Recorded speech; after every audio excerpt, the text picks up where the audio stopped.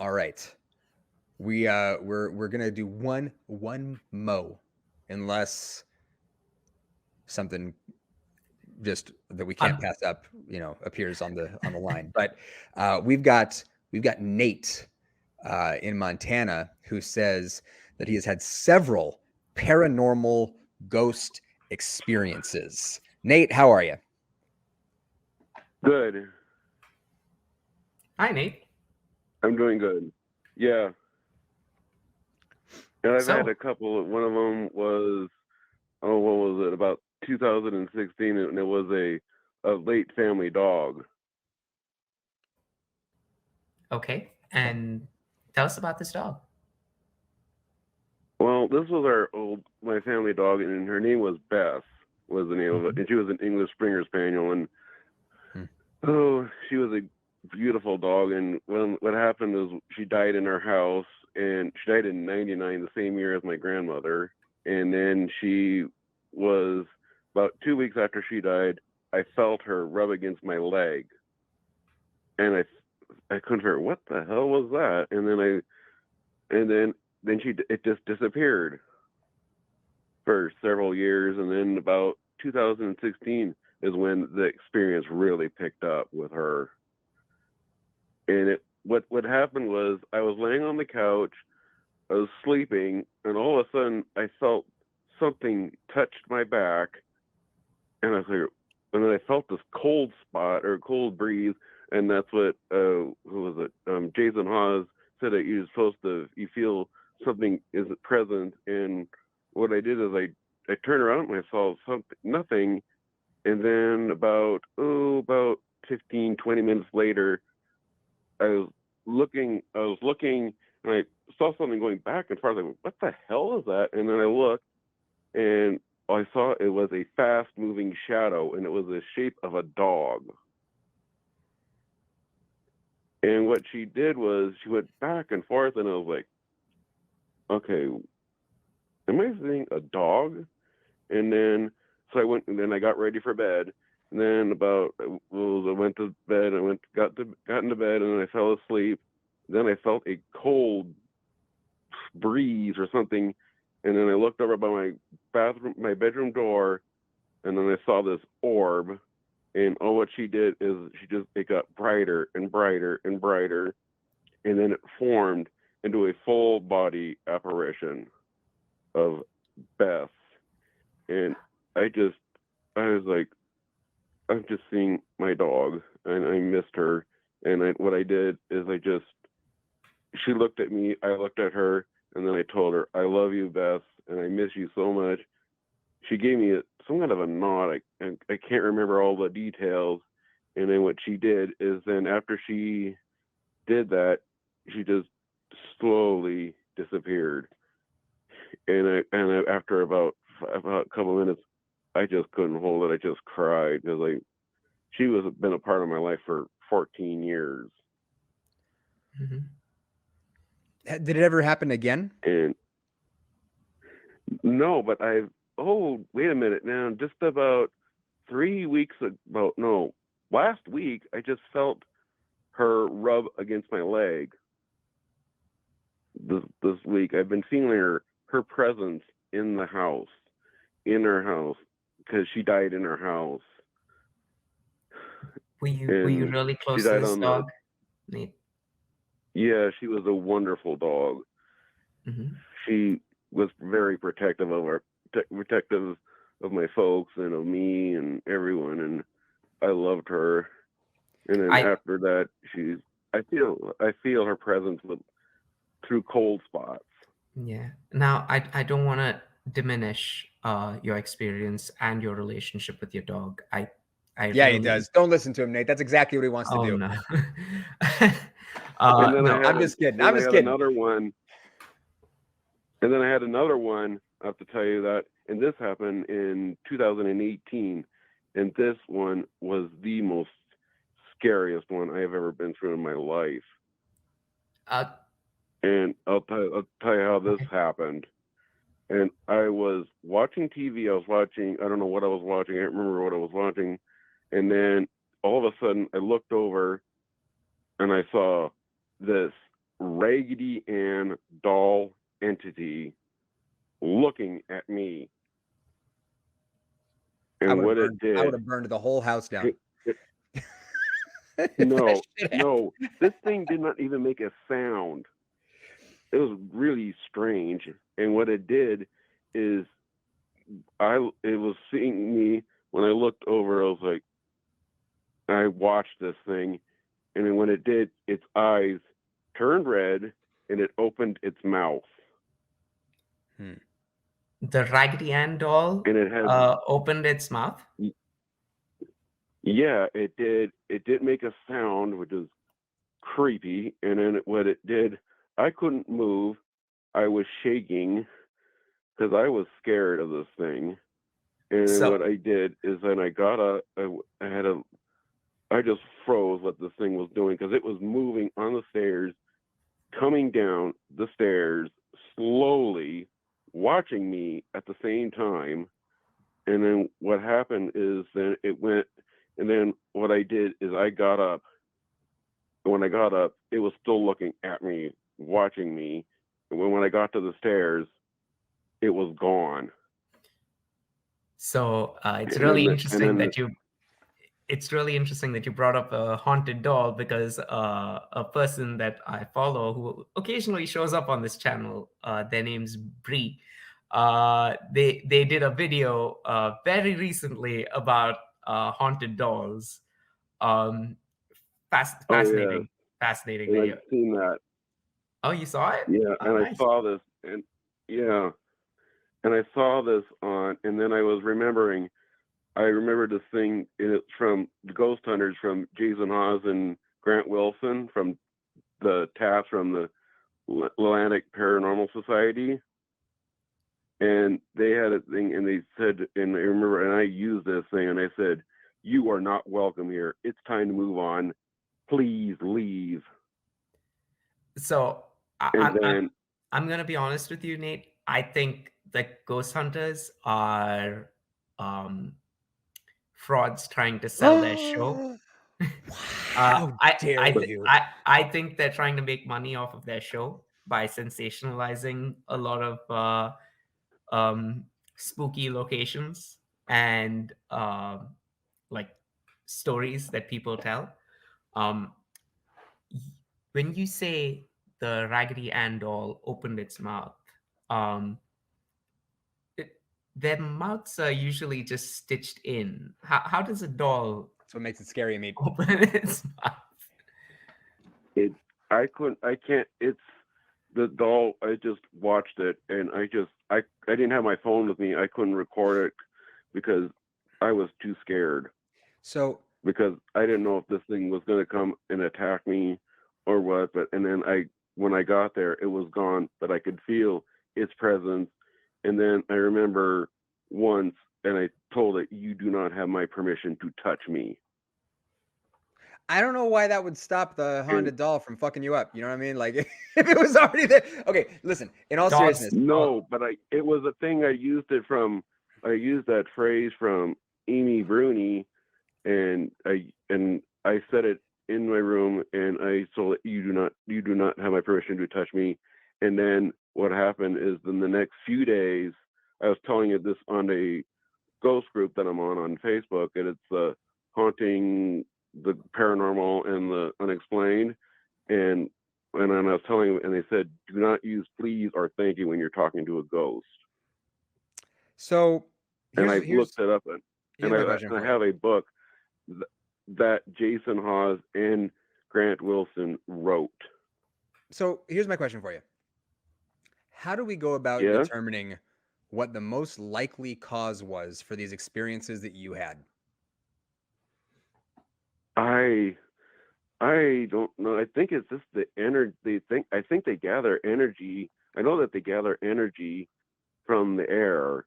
Well, wait. How do you know? Wait. Like you're already operating, it sounds like, from the assumption that ghosts are real, and so you're like 10 steps ahead of the question that I'm asking you, which is just, how do we go about figuring out what the most likely explanation for your experience was? I don't know. That's what I've been trying to figure out for since this happened to me, and it's questions that I can't explain, and I've talked to other people, and they've had it too, and it's. Have you ever heard? And I got a friend of phantom vibration syndrome. No. So no, I never had that. You should Google this shit.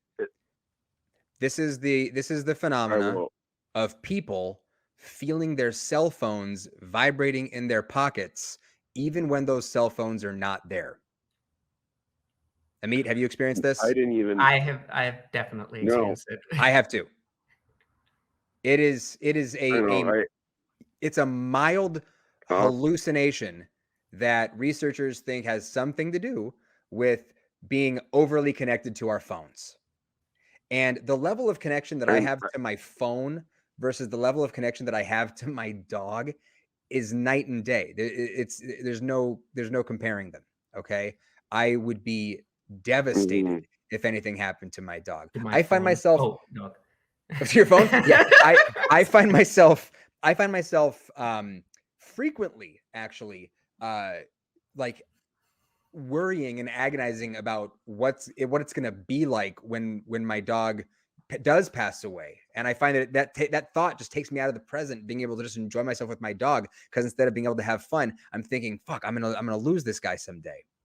So I would be willing to bet anything that when my dog passes away, there will come a time when my brain, when I go to sleep at night, my dog likes to rest his head on me. Okay. He sleeps up in my bed and he likes to rest his head on me. Yeah. And I would be willing to bet anything that after he's gone, that I'm going to be laying in bed one night and my brain's going to go, oh, there's your little dog's head right there. And I'm going to reach for him and he's not going to be there. I think that's a fairly common experience for humans to have, you know? Yeah. I've had, when they had this, and then after Beth died, and it was hard for me for several weeks because I lost her and a grandmother the same month, actually. See, and this tells me, I mean, grief is such a powerful thing, and I would be worried that this would place me, if I was going through that, in like a psychologically vulnerable state. Yeah. I know, and that's what I talking with, as I try to do everything I could, because I was really close to my grandmother, and then to Beth, and then I had this other experience, and then it was like, okay, but I've had other ones, and then after this thing with this doll, I finally got it to leave by burning sage and sweetgrass. And then I told it to get out. Oh, but see, but that opens even more. That opens even more questions, man. That, I mean, if you, now you're saying that something happened as a result of these other things that you did, and I'm immediately, my brain goes to how could you possibly demonstrate that? I don't know. I've been asking myself questions like that for years, and ever since this doll happened, and I made a vow. This doll is burned in my memory, and the colors of it. Yeah. Because being an artist, I can know what the colors of the face, the hair, and memory is a fascinating thing. This happened it is. And then, I don't know. And then I've had things that it's been questions that ever since this happened, I can't figure out how I got in the house, be so quiet, and then leave. And I made it leave, and then I haven't seen it for,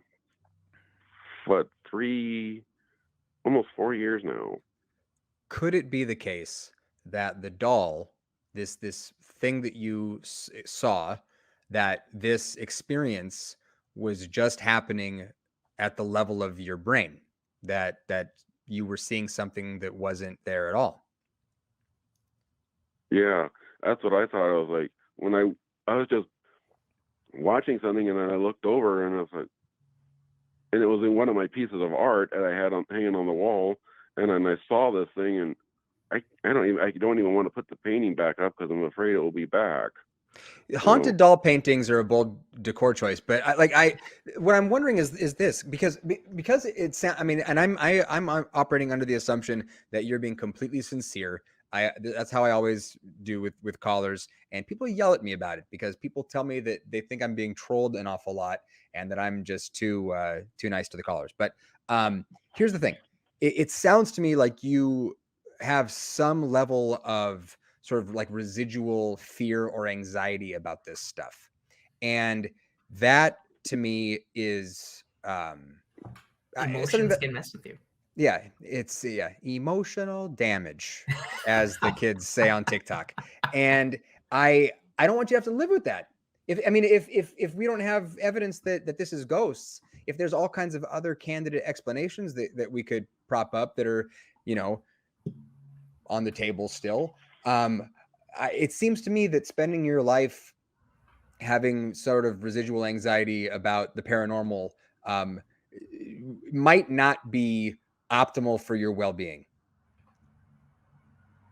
Yeah, well, I watched After This Ghost, and then I told her, I have a friend of mine out in Washington, and she has been doing paranormal investigating too, and she's believes in ghosts too. And I even got, one of the times she told me, I even got a video. This ghost investigator wants me to go investigate, and I've never heard back from him again. So, have you asked people who don't believe in ghosts to check it out for you? Because it seems like you're going to a lot of folks who do believe in ghosts, and yeah, I mean, they're coming in with like a preconceived notion, right? Yeah, well, this experience changed me, and I'm like, they're here, and there's no explanation, but some of them will not leave. I know. Maybe there is an explanation, but it's just, yeah, there's questions that some questions can be answered and some can't. Yeah, I wonder, have you ever seen the movie A Beautiful Mind? I have, and I've seen that one, and I watched other movies, and I've seen what is it? Like, I've done the Conjuring, and the one that really got to me, and I found this out, is The Curse of La Llorona. Well, yeah, but you're talking about ghost movies, and I brought up A Beautiful Mind specifically because it's sort of based on a true story about a really, really brilliant guy with a brilliant analytical brain, a brilliant mathematician, John Nash, right? And John Nash is a person who for many, many years saw things and in his mind had full-on relationships with people who didn't exist. It turned out he had a form of like a schizophrenia type of deal going on. He was increasingly paranoid. And it was messing his life up. And I mean, he's trying to understand, how come these people over here are pretending that my friends aren't real, or like they don't see them? Well, it's because they weren't there. It was all happening in his brain. And the reason I love that movie is because it sort of destigmatizes this stuff. John Nash isn't some, moron. He's not some weirdo. He's not anything. There's, people can't just dismiss him as crazy. He's a brilliant guy.